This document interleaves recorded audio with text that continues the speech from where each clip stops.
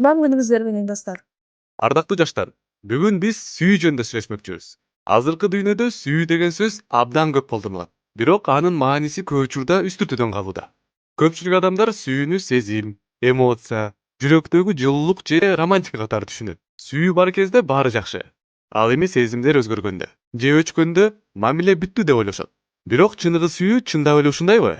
Ыйык жазуу бизге сүйүү сезимден да терең экенин көрсөтөт. Сүйүү бул чечим. Бул бүгүн жакшы сезип жатканың үчүн эмес, эртең да, кыйын учурда да тандап калуу. Сүйүү бул жоопкерчилик алуу, туруктуулук жана берилгендик. Эмоциялар келет кетет. Ал эми чечим менен жасалган сүйүү адамды бекем кармайт.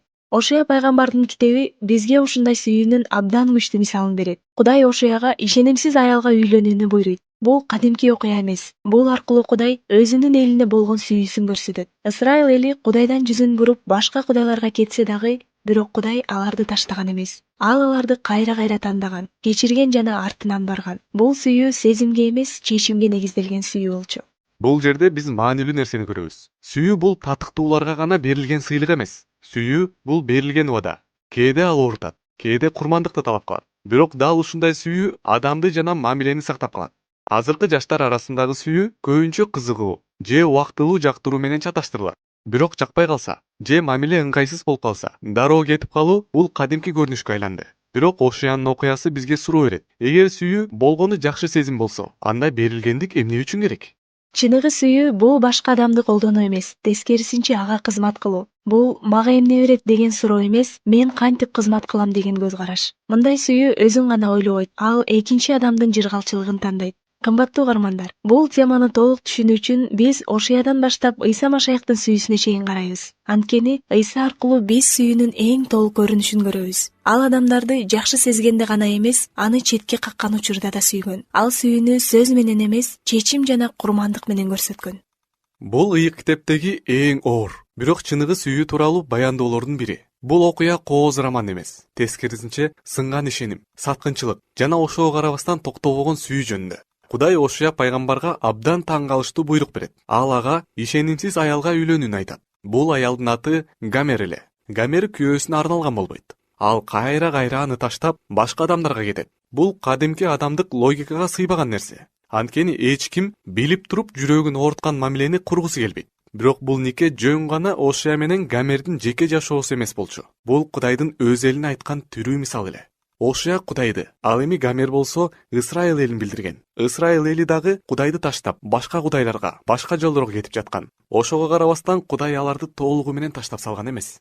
Гамер канча жол кетпесин, Ошуяны кайра издеп барып, кайра кабыл алган. Ал аны сатып алып, үйүнө алып келген учурда болгон. Бул сүйүү сезим менен түшүндүрүлбөйт. Бул чечим менен гана түшүндүрүлөт. Ошуя үчүн бул оңой болгон эмес. Бул сүйүү уятты, элдин сөзүн, жүрөк ооруну көтөргөн сүйүү болгон. Бул жерде биз чыныгы сүйүүнүн баасын көрөбүз. Сүйүү ар дайым эле ыңгайлуу эмес. Ал ар дайым романтикалуу сезимдерди жаратпайт. Кээде сүйүү көз жашты, чыдамдуулукту жана кечиримди талап кылат. Ошуя Гамерди анын татыктуусу болгон үчүн эмес, анын сүйүүнү тандаган үчүн сүйгөн. Бул окуя бүгүнкү жаштар үчүн абдан маанилүү суроону коет. Биз сүйүүнү кантип тандайбыз? Биз сүйүүнү сезимдерибизге гана негиздейбизби? Же жоопкерчиликке дагы даярбызбы? Албетте, ар бир оор мамиледе калуу керек дегенди билдирбейт. Бирок ал бизге сүйүүнүн маңызы өзүмчүл эмес экенин, сүйүү курмандыкты талап кыларын көрсөтөт.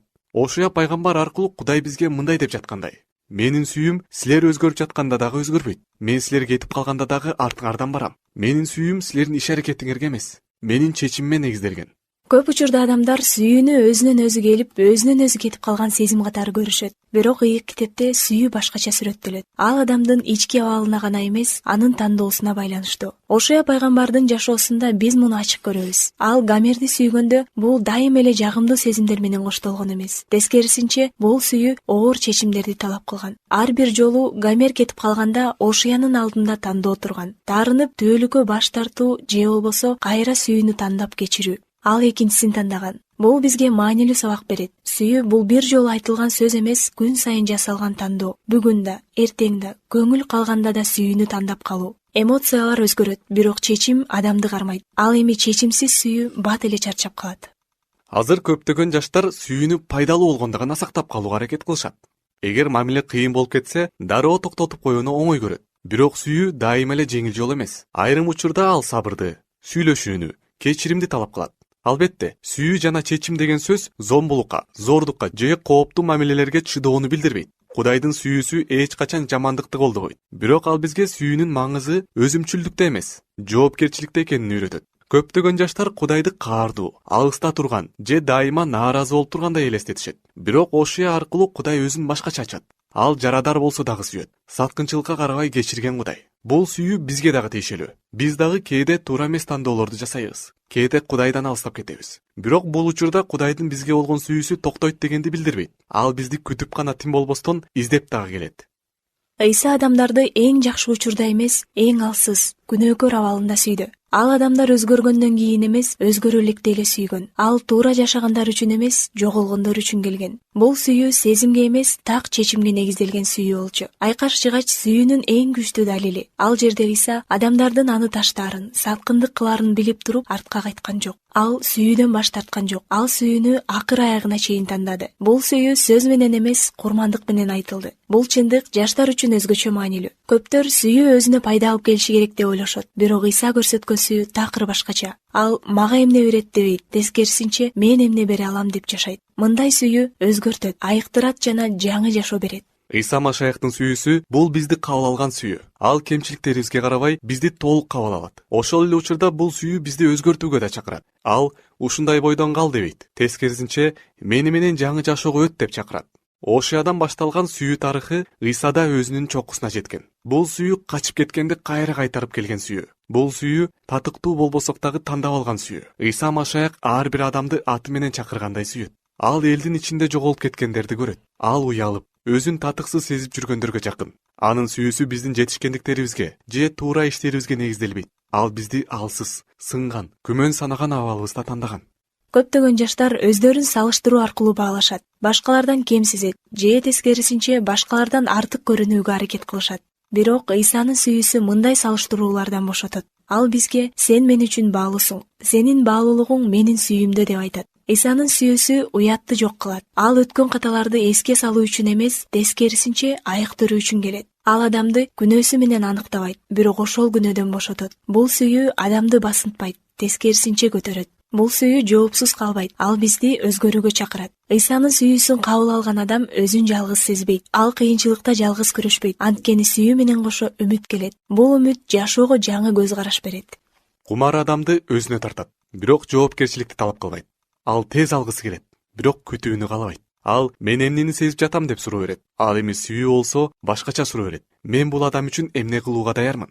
Сүйүү убакытты, чыдамдуулукту жана өзүн өзү кармоону талап кылат. Азыр көптөр мамиледе өзүн далилдегиси келет. Же сүйүү аркылуу өзүнүн жүрөгүндөгү боштукту толтургусу келет. Бирок адамдын жүрөгүндөгү боштукту башка адам эч качан толтура албайт. Ал боштукту Ыйса Машаяктын сүйүүсү гана толтура алат. Ошондо гана мамиле көз карандылыкка эмес, эркиндикке негизделет.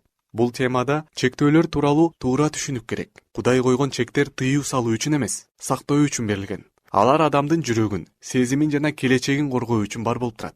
Чыныгы сүйүү эч качан башка адамды пайдаланбайт. Азыр биз жаш жигит менен кыздын ортосундагы мамилеге токтолобуз. Көптөр мамилени жөн гана сезимдерге, романтикага же жалгыз калбоо каалоосуна негиздеп башташат. Бирок мындай негиз такыр бекем болбойт. Сезимдер өзгөргөндө мамиле да солгундайт. Ал эми Кудай жараткан сүйүү тартыбы терең жана маңыздуу. Ал жөн гана бири-бирин жактыруу эмес, бири-бирине урмат көрсөтүү. Чыныгы сүйүү башка адамды өзүнүн каалоолору үчүн эмес, Кудай жараткан инсан катары кабыл алат. Жаштар арасында мамиле баштаганда көп учурда мындай суроо болот. Бул адам мени бактылуу кыла алабы? Бирок ыйык жазуу бизге башка суроону үйрөтөт. Мен бул адамга жакшылык алып келе аламбы? Мындай көз караш мамилени өзгөртөт. Ал өзүмчүлдүктөн кызмат кылууга алып келет. Сүйүүдө сабыр чоң роль ойнойт. Чыдамкайлык же күтүү бул алсыздык эмес, бул күч.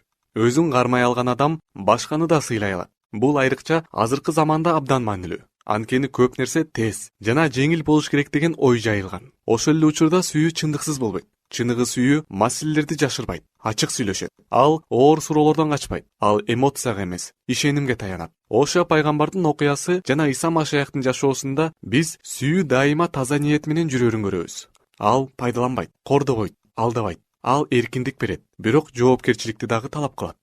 Көптөрү мамиле кыйын боло баштаганда дароо кетип калууну туура көрүшөт. Себеби азыркы дүйнө чыдамдуулукту эмес, ыңгайлуулукту тандайт. Бирок чыныгы сүйүү кыйынчылыктан качпайт. Ал маселени көрүп, аны чечүүгө аракет кылат. Берилгендик бул сезим эмес, чечим. Ал күн сайын кайра тастыкталат. Ошоя пайгамбар дал ушуну өз жашоосу менен көрсөттү. Ал оңой жолду тандаган жок, ал сүйүүнү тандады. Бул сүйүү аны да, башкаларды да өзгөрттү. Бирок бул бардык шартта чыдоо керек дегенди билдирбейт. Сүйүү эч качан кордукка, зомбулукка же адилетсиздикке көз жумбайт экенин дагы бир ирет айта кетүү керек. Чыныгы сүйүү чектерди билет. Ал жамандыкты актабайт, бирок айыгууга жол ачат. Биз идеалдуу чөйрөдө жашабайбыз. Адамдар жаратар, ишеним көп жолу бузулган, жүрөктөр жараланган. Ушундай шартта сүйүү алсырап калгандай сезилиши мүмкүн. Бирок дал ушундай дүйнөдө сүйүү эң керектүү. Иса Машайх дал ушундай дүйнөгө келген. Ал таза, идеалдуу адамдарга эмес, кулаган, адашкан адамдарга жакын болгон. Ал адамдарды өзгөртүү үчүн алгач аларды сүйгөн. Бул сүйүү шарт коюп баштаган эмес. Ал кабыл алуудан башталган. Сүйүү бул сезимден мурда тандоо экенин ушунда көрөбүз. Сүйүү дайыма адилеттүү дүйнөнү күтпөйт. Ал бар болгон жерде жарык болууну тандайт. Сүйүү деген сөз көңүл калганда да, чарчаганда дагы адамгерчиликти жоготпоо дегенди билдирет. Сүйүү менен жашоо кээде жок деп айтууну да талап кылат. Бул сүйүүнүн жоктугу эмес, тескерисинче бул чыныгы сүйүүнүн белгиси. Анткени сүйүү жамандыкка жол бербейт, ал чындыкты сактайт жана баалуулуктарды коргойт. Бүгүнкү жаштар үчүн бул өзгөчө маанилүү. Сүйүү менен жашоо баарына макул болуу эмес. Бул өз баалуулуктарыңды жоготпой башкаларды сыйлоо. Бул оңой эмес, бирок туура жол. Сүйүү бул тандоо. Бүгүн дагы, эртең дагы ушул тандоону жасап жашай алсак, биздин мамиле дагы, жүрөгүбүз да өзгөрөт. Ошону менен биздин жаштарга арналган уктуруубуз аягына келип жетти. Кийинки аптада жолукканча бар болуңуздар. Саламатта калыңыздар.